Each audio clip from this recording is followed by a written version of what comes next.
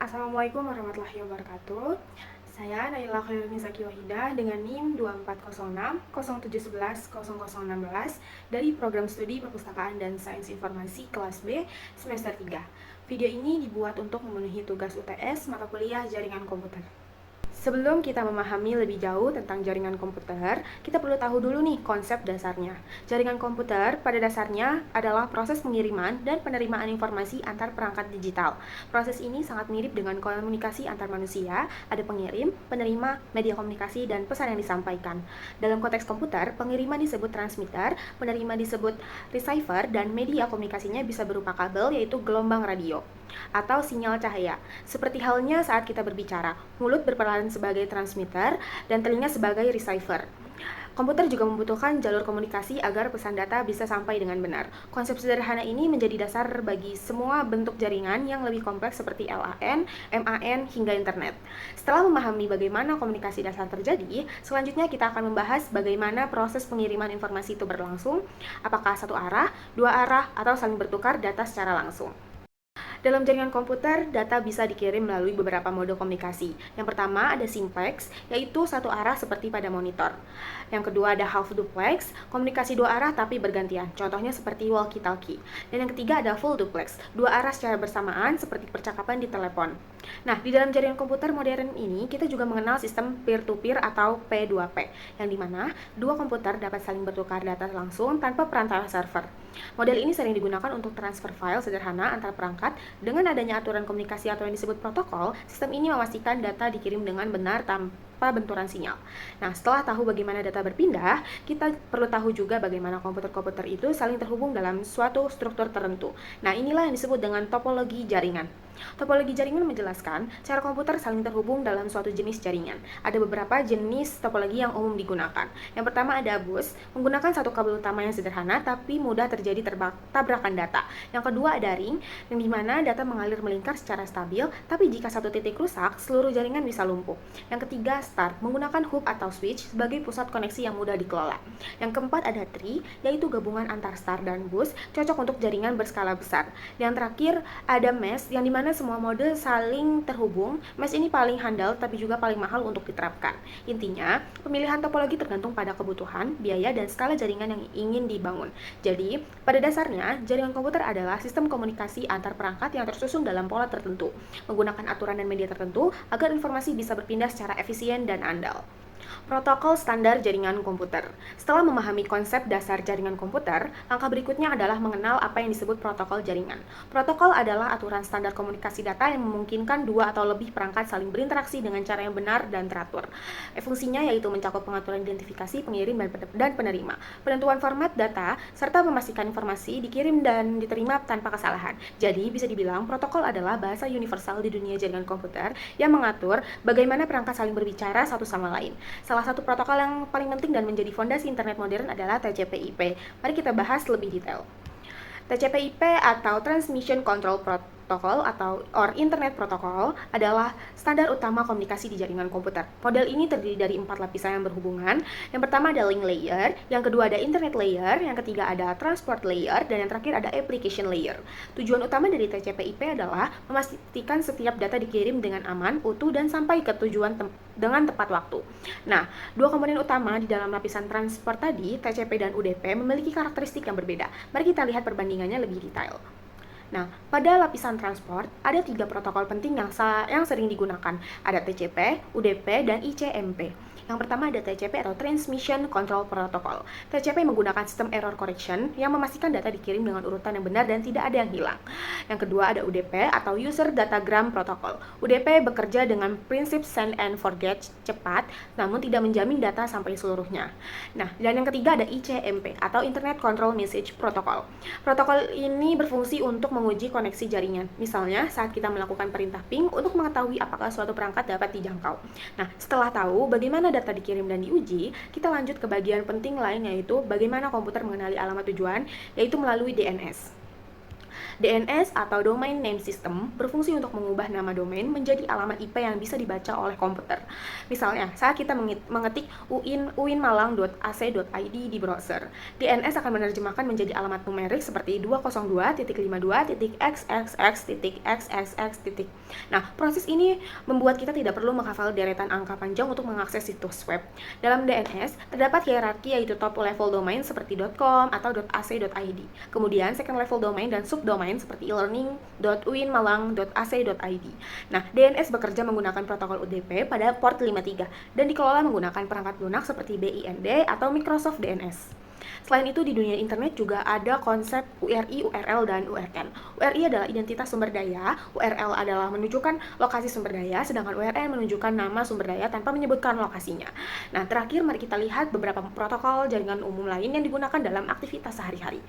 Ada berbagai protokol jaringan yang digunakan sesuai dengan fungsinya masing-masing. Yang pertama, DHCP atau Dynamic Host Configuration Protocol yang secara otomatis memberikan alamat IP kepada perangkat di jaringan. Yang kedua ada HTTP atau Hypertext Transfer Protocol yang digunakan untuk pertukaran data antar klien dan server pada web. Karena HTTP mentransmisikan data secara plain text, versi yang lebih aman dikenal sebagai HTTPS, yang dimana data dienkripsi. Yang ketiga ada FTP atau File Transfer Protocol yang digunakan untuk mengirim file antar komputer. Lalu ada email protocols seperti IMAP dan POP3 untuk menerima email serta SMTP untuk mengirim email. Dan yang terakhir ada SNMP atau Simple Network Management Protocol yang berfungsi memantau dan mengonfigurasi perangkat jaringan dari jarak jauh. Materi selanjutnya ada OSI model TCP/IP layer. OSI model atau Open System Interconnection adalah model referensi yang menjelaskan bagaimana komputer berkomunikasi melalui jaringan. Model ini disebut oleh ISO untuk memberikan standar umum dalam merancang dan mengembangkan sistem jaringan. Jadi tujuan utama OSI ada tiga. Yang pertama, menjadi acuan dan perancangan dan pengembangan jaringan. Yang kedua, menjamin interoperabilitas antar perangkat dari berbagai vendor. Dan yang ketiga, mempermudah analisis dan pemecahan masalah jaringan dengan membaginya ke dalam struktur berlapis. OSI memiliki 7 lapisan utama, yaitu ada Application, Presentation, Session, Transport, Network, Data Link, dan Physical.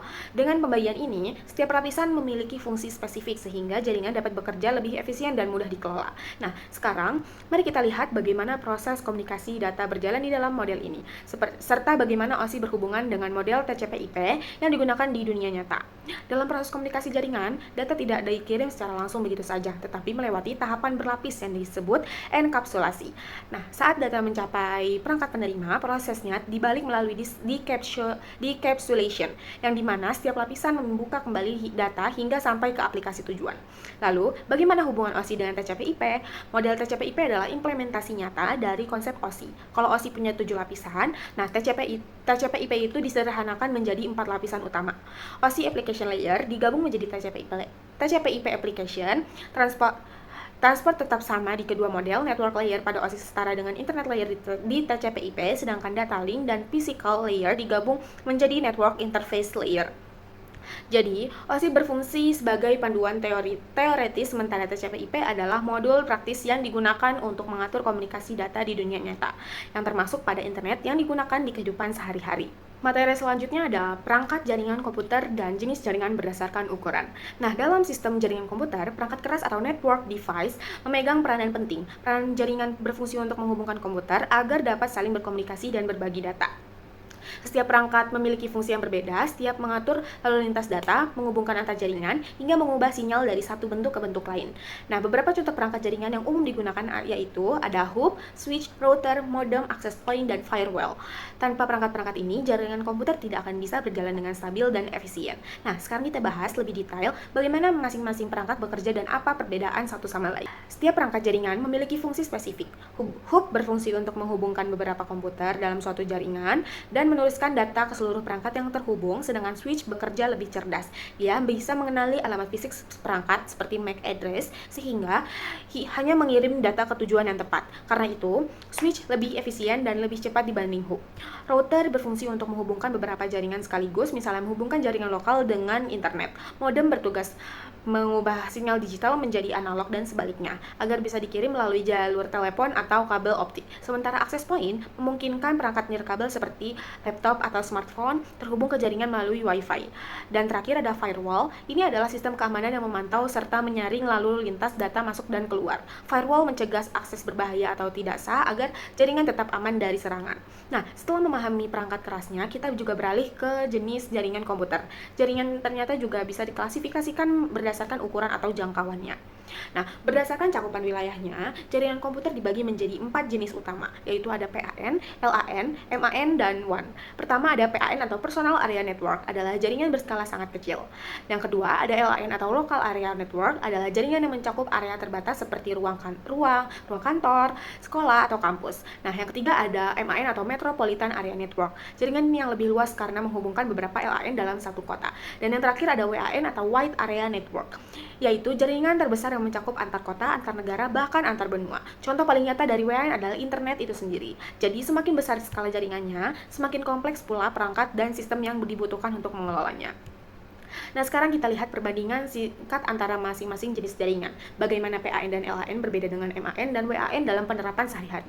Jadi, setiap jenis jaringan punya karakteristik yang unik. Yang pertama, PAN, yaitu menghubungkan perangkat pribadi dalam jarak dekat. Misalnya, antara laptop dan smartphone menggunakan Bluetooth. LAN digunakan untuk menghubungkan banyak komputer di area terbatas, seperti di sekolah, lab komputer, atau kantor. LAN biasanya menggunakan kabel Ethernet atau Wi-Fi dengan kecepatan tinggi. Sementara MAN menghubungkan banyak jaringan LAN di satu kota, misalnya antar kantor cabang sebuah perusahaan dengan menggunakan teknologi seperti Metro Ethernet. Dan WAN mencakup area yang jauh lebih luas, menghubungkan berbagai LAN atau MAN lintas negara dan bahkan antar benua. WAN biasanya digunakan oleh perusahaan besar seperti Microsoft atau Google untuk mengelola jaringan global mereka. Materi selanjutnya ada media transmisi jaringan komputer.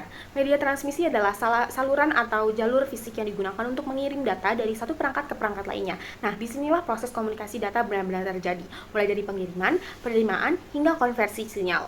Nah, media transmisi dibagi menjadi dua jenis utama, yaitu ada guide media atau media terpandu yang menggunakan kabel sebagai jalur transmisi, dan unguid media atau media tak terpandu yang menggunakan gelombang seperti cahaya atau sinyal radio. Dalam guide media ada 3 jenis kabel yang umum digunakan, yaitu ada twice pair cable, coaxial cable, dan fiber optic. Twice pair cable, kabel ini terdiri dari 2 kawat tembaga yang dipilih untuk mengurangi gangguan elektromagnetik. Yang kedua ada coaxial cable. Kabel ini memiliki konduktor pesat dan pelindung isolator di sekitarnya yang cocok untuk topologi bus dan ring dengan kecepatan transmisi hingga 10 Mbps. Dan yang ketiga ada fiber optic. Fiber optic adalah media transmisi paling cepat karena menggunakan cahaya untuk membawa data. Selain memiliki kapasitas besar, fiber optic juga tahan terhadap gangguan dan memiliki jangkauan yang sangat jauh. Nah, kalau yang tadi menggunakan kabel sebagai jalur data, sekarang kita masuk ke jenis kedua, yaitu unguid media atau media transmisi tanpa kabel. Unit media atau media tak terpandu adalah media transmisi yang mengirim data tanpa menggunakan kabel fisik, melainkan melalui gelombang elektromagnetik di udara. Media ini banyak digunakan pada jaringan nirkabel modern seperti Wi-Fi dan satelit. Nah, jenis pertama adalah Wi-Fi. Wi-Fi menggunakan frekuensi 2,4 GHz dan 5 GHz, bahkan kini sudah ada generasi terbaru seperti Wi-Fi 6 yang mencapai kecepatan hingga 9,6 Gbps. Berikutnya ada infrared atau IRDA. Media ini menggunakan sinar inframerah untuk komunikasi jarak pendek, misalnya antar perangkat seperti remote TV atau printer lama. Lalu ada microwave yang mengirimkan data dalam bentuk gelombang radio frekuensi tinggi. Biasanya digunakan untuk komunikasi jarak menengah antar gedung atau menara dengan kecepatan hingga 20 Mbps. Selanjutnya ada satelit yang berfungsi menghubungkan wilayah sangat luas, bahkan antar negara. Jaringan satelit ini digunakan untuk komunikasi global seperti TV satelit, GPS, hingga jaringan internet di daerah terpencil. Nah, dan yang terakhir ada Li-Fi atau Light Fidelity, teknologi baru yang menggunakan cahaya LED untuk mentransmisikan data. Nah, Li-Fi ini memiliki kecepatan transmisi yang sangat tinggi dan bisa menjadi alternatif Wi-Fi di masa depan. Jadi, baik media terpandu maupun tak terpandu sama-sama berfungsi untuk mengantarkan data, tapi dengan pendekatan yang berbeda. Kabel untuk kestabilan dan gelombang untuk fleksibilitas. Selanjutnya, materi yang terakhir ada terminasi kabel UTP dan pengujian koneksi LAN. Terminasi kabel UTP adalah proses pemasangan konektor RJ45 pada ujung kabel UTP, agar kabel bisa digunakan sebagai media transmisi data. Proses ini penting karena kabel UTP merupakan tulang punggung jaringan lokal atau LAN. Nah, tujuan utamanya adalah menghubungkan komputer ke perangkat jaringan seperti switch, router, atau komputer lainnya, sehingga data bisa ditransmisikan dengan benar.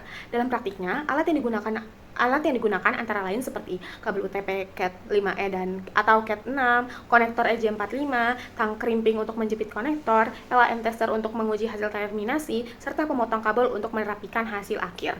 Nah, proses ini sederhana tapi harus teliti karena sedikit kesalahan dalam urutan warna bisa membuat jaringan tidak berfungsi sama sekali. Nah, setelah kita tahu alat dan tujuannya, sekarang kita lihat langkah-langkah pembuatan kabelnya. Langkah pertama yaitu siapkan seluruh alat dan bahan yang sudah disebutkan tadi. Yang kedua, kupas bagian luar kabel UTP sekitar 2 cm untuk membuka 8 kabel kecil yang ada di dalamnya. Setelah itu, urutkan warna kabel sesuai standar yaitu T5668A atau T568B. Dua standar ini menentukan kombinasi warna agar kabel bisa saling cocok. Langkah berikutnya yaitu ratakan ujung kabel dan masukkan ke konektor RJ45 dengan urutan yang benar, lalu gunakan tang crimping untuk mengunci konektor dengan kuat. Ulangi proses yang sama pada ujung kabel satunya tergantung kebutuhan. Jika ingin menggabungkan perangkat berbeda seperti PC ke switch, gunakan kabel strike, sedangkan untuk menghubungkan ke perangkat sejenisnya seperti PC ke PC, gunakan kabel cross. Nah, pastikan setiap kabel terkunci sempurna di dalam konektor agar sinyal tidak terputus. Nah, setelah kabel selesai dibuat, langkah selanjutnya adalah melakukan pengujian dan memastikan koneksi LAN berfungsi dengan baik. Nah, setelah proses terminasi selesai, kita perlu memastikan bahwa kabel yang dibuat benar-benar berfungsi. Pengujian bisa dilakukan menggunakan LAN tester. Caranya, hubungkan kedua ujung kabel ke alat tester. Perhatikan indikator lampu. Jika semua lampu menyala secara berurutan dari 1 sampai 8, berarti kabel berfungsi dengan baik. Namun, jika ada lampu yang tidak menyala atau urutannya tidak sesuai, berarti ada kesalahan pada pemasangan kabel dan diperlukan perbaikan. Nah, selain itu, kabel yang sudah teruji bisa digunakan untuk menghubungkan dua komputer secara langsung. Langkahnya, sambungkan kabel LAN antar komputer, lalu atur alamat IP secara manual agar kedua komputer berada di jaringan yang sama. Setelah itu, buka command prompt dan gunakan perintah ping untuk menguji koneksi. Jika muncul pesan reply from, artinya koneksi berhasil. Tapi jika muncul request timeout, cek kembali kabel IP address dan pastikan firewall komputer dalam keadaan nonaktif sementara. Dengan cara ini, kita bisa memastikan koneksi jaringan berfungsi secara nyata dan siap digunakan untuk transfer data. Nah, dari sini kita bisa simpulkan bahwa membangun jaringan komputer bukan hanya tentang teori, tapi juga kemampuan teknis dalam merangkai dan menguji koneksi secara langsung. Terminasi kabel UTP adalah tahap dasar, tapi sangat penting, karena kualitas jaringan yang baik selalu dimulai dari sambungan yang benar. Dengan memahami langkah-langkah ini, kita sudah selangkah lebih dekat untuk memahami bagaimana sistem jaringan bekerja secara menyeluruh, dari konsep, protokol, hingga implementasi praktisnya. Baik, sudah cukup materi yang saya sampaikan. Jika ada salah kata mohon dimaafkan. Terima kasih. Wassalamualaikum warahmatullahi wabarakatuh.